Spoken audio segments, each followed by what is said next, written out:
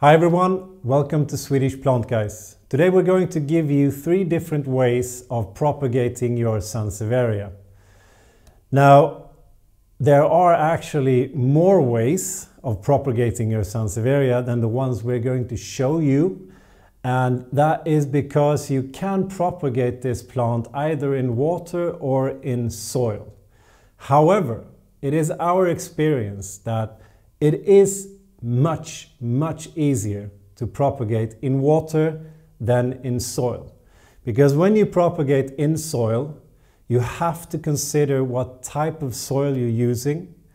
So you get that mix perfectly right. It needs to be wet all the time, but not too wet. It needs to have good drainage without taking away too much water.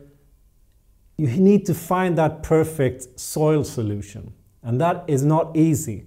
And also you have to make sure that you keep watering it, because it cannot dry out too much when you have a cutting in soil.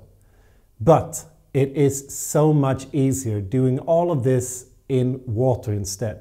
So we're going to show you 3 different ways of propagating, but you could also do this in soil. But we recommend you because it's so much easier to do it in water. Now, whatever type of way you use of propagating your Sansevieria, you need to be patient. This will take a long time.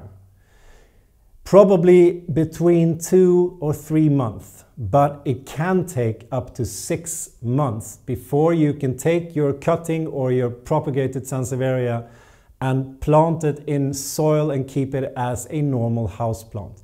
It will take time, so you need to have patience.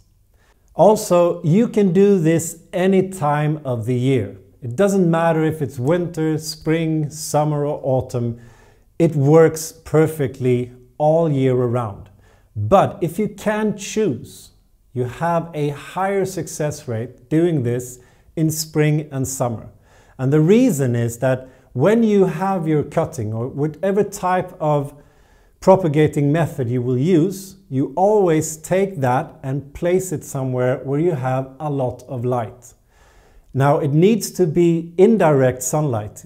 Don't put it in direct sunlight. So a lot of light, but indirect sunlight. And since you have more light in spring and summer, you're actually increasing your chances of success.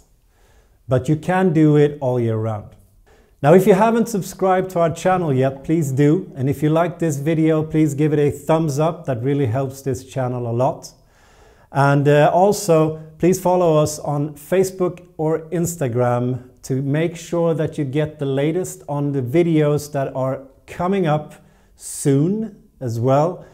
And please share with your friends as well. So, starting off, the first way of propagating your Sansevieria is when you have a Sansevieria that has grown a lot. And that can happen. They grow quite slowly, but over time they will become bigger and bigger, and perhaps you cannot repot them anymore. You can't have them in a bigger pot because you don't have any placement in your house for that big pot. What you can do then is that you can divide the plant. So that is the first way I'm going to show you. Now, I'm not going to divide the plant I have here. I'm actually going to take out just a small portion of it. So I'm not going to divide it in the middle and make 2 different plants of it. I'm just going to take away a little portion of it. And actually, it's this guy right over here, because I have quite a large Sansevieria here that has 1 plant in this that isn't standing straight up. It isn't creating that feeling that I want of this plant here. So one thing I can do is actually remove this one here. And I'm going to divide it up so that I can repot it and make a new plant of that one, instead of just cutting it off and taking it away. So what you do is that you have to knock off the container or the pot that you have your plant in. I'm going to do that now.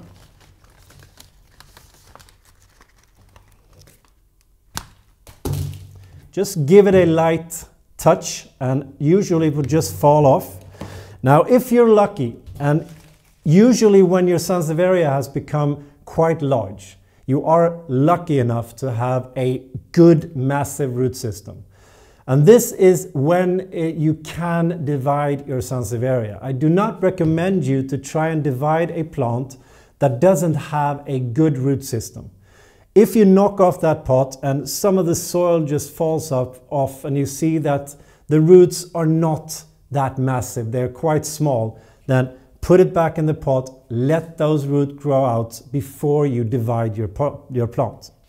But that is not the case here. I can see that we have quite a lot of roots here.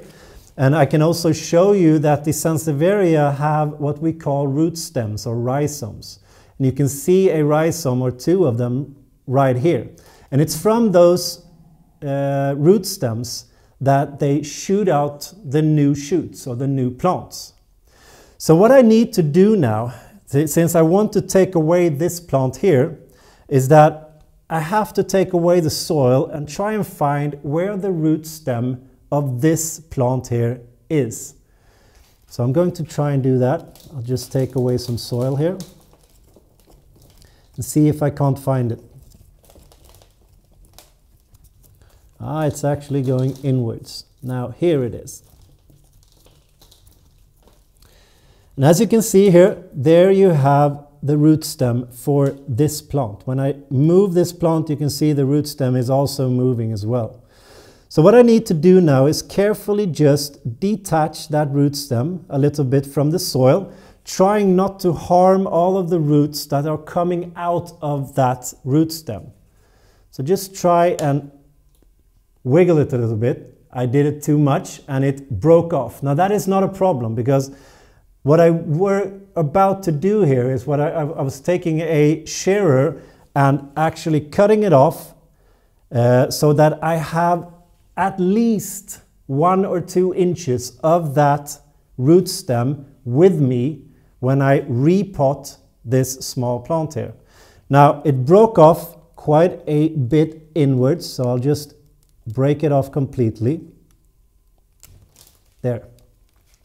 Now as you see, I have a big portion. I actually have about 2 inches of or 5 centimeters of root stem, and I also have roots coming out of that stem. This is all you need to make your new Sansevieria plant.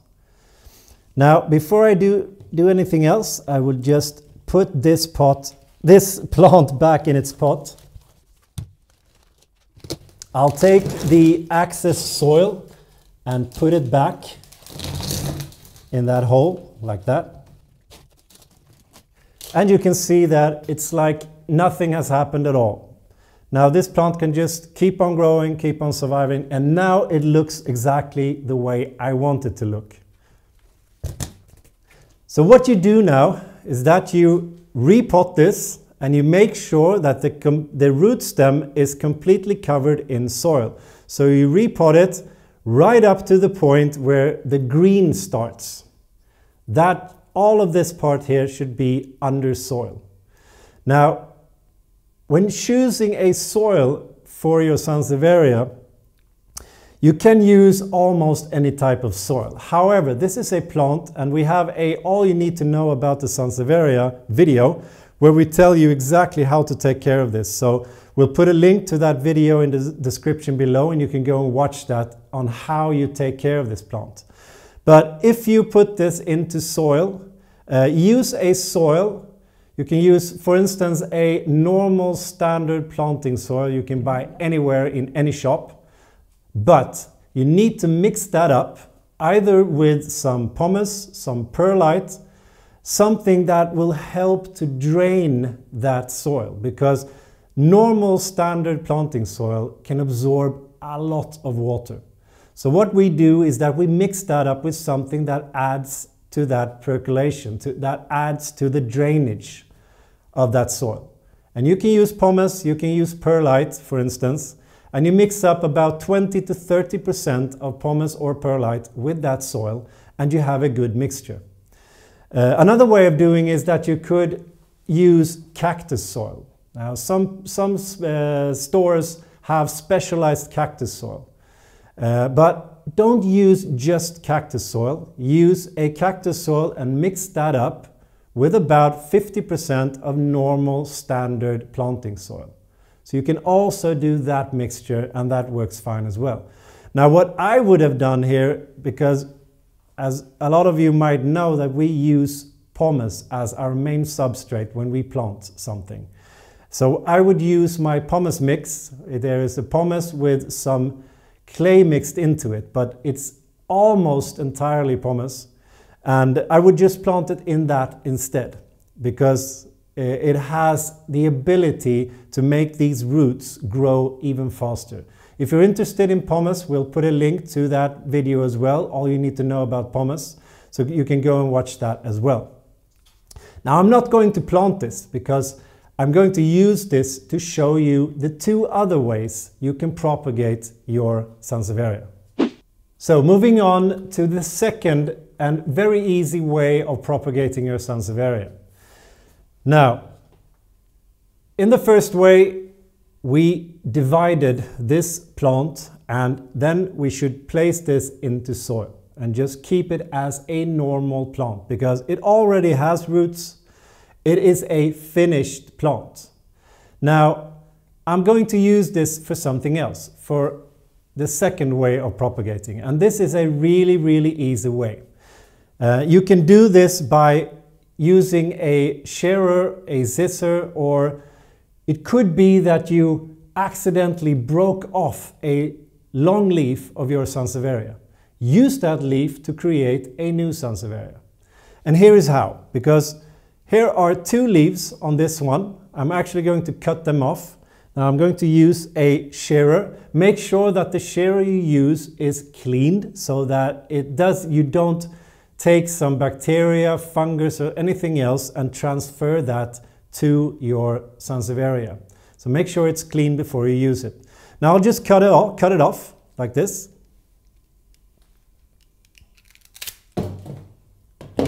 Like that. And now I have two leaves like this.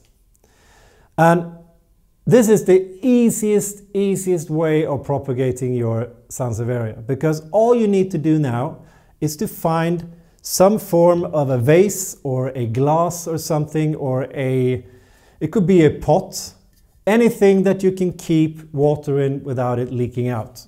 So I'll just take some water.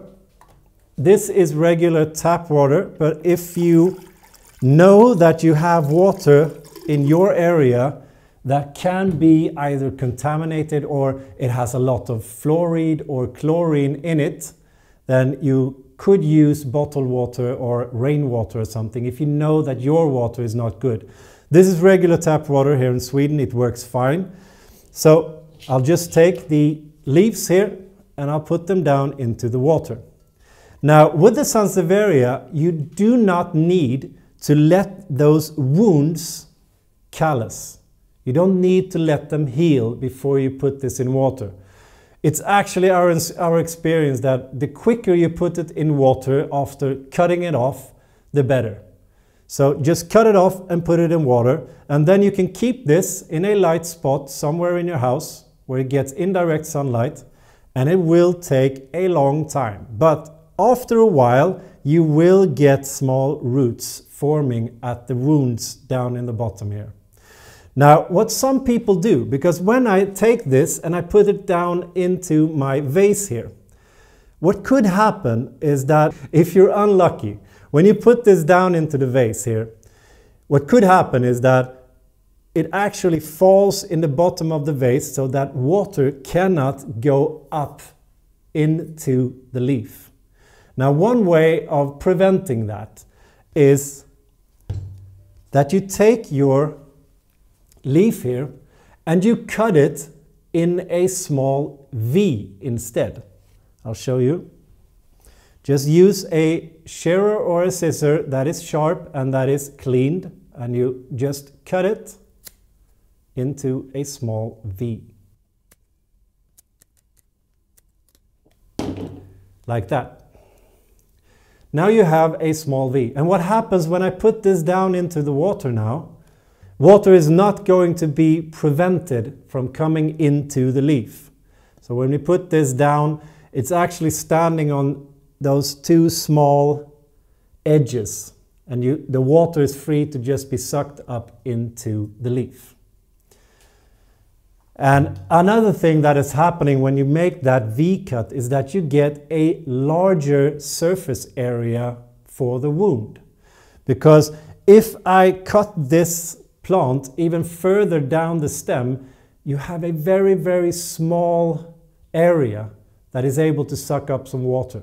And one way of adding to that surface area is to make that V cut, because then you get a larger cut on the wound. You just place this in water and then you try and exchange this water as often as you can.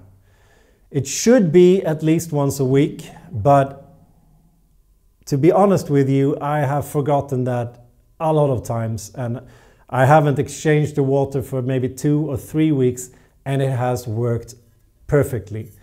However, the more often you choose to exchange that water, the higher the success rate you will have on getting roots down in that wound. Now, when you have roots starting to form, and now we are talking 2 to 3 months away, you will start to form some roots. Let those roots be at least 1 to 2 inches before you repot this into soil. So let it be at least 2.5 centimeters up to 5 centimeters long before you repot it, because that will give you also a higher success rate when you have longer roots than if you do it too early, because those roots are very sensitive. It could be that when you plant that, you will break them off and they won't work. So make sure that they are at least 1 inch up to 2 inches long before you do it. But don't wait too long, because if those roots start to become 3 or 4 inches long, then this plant has started to form water roots. And then you have a problem transferring this from water into soil. But if you take it at 1 to 2 inches, that is not a problem. It works perfectly.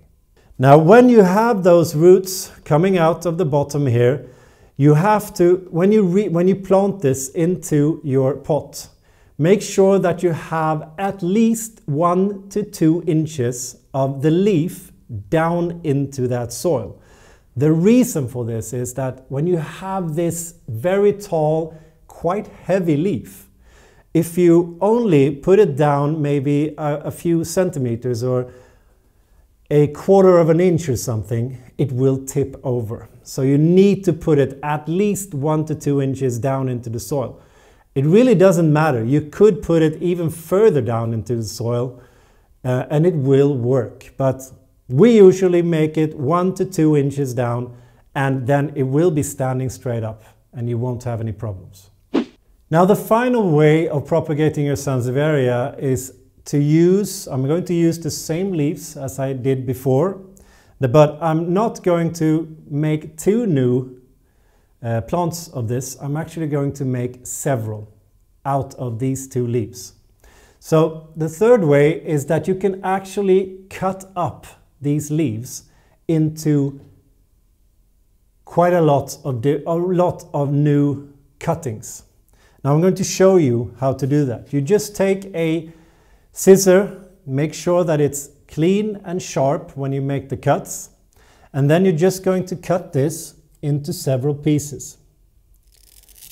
Now the length is not that important. It really doesn't matter. It's just how many of these you can get from one leaf. I always try to make them almost the same size, and that's just because when I put this into water, I want them to fit in the same container or the same vase or the same glass. Now, what I did here is that I actually put them up in a certain way, because it's very important here that you know which of these is the top and the bottom, because it is the bottom, and the bottom I mean you have the very bottom here. That was the bottom from the beginning, from that tall leaf. So this is the top, and if you see here, now that is also a bottom, bottom, bottom, bottom, bottom, and you have the tops there. So when you put this into water, make sure that you know which way is up and which way is down.